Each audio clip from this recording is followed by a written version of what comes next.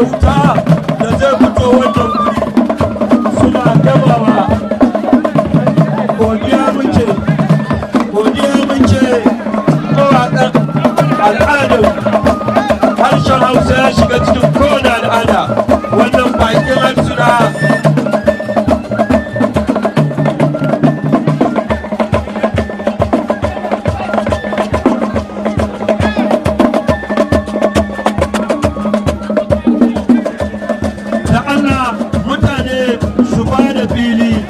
a buɗa a ba da fili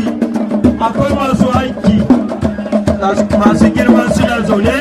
wannan shine fasaha da raya harshe muna godiya yaro muna godiya da ziyara wannan duk jama'a ne da tawaga na kwamishinan al'adu na jihar Gombe kwamishina muna ƙara godiya domin a inganta wannan taro kwamishinan al'adu ya kama da wannan gudunmawar baki kwamishina muna ƙara godiya kamar yadda na faɗa kwamishinan local government wato honorable da suke jana ya zo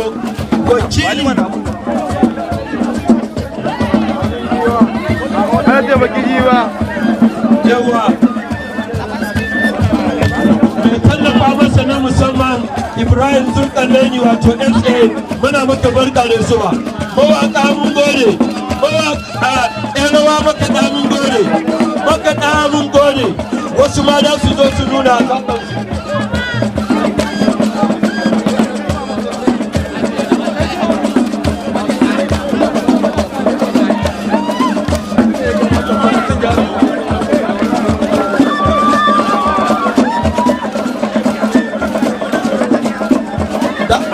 makaɗa mun gode muna godiya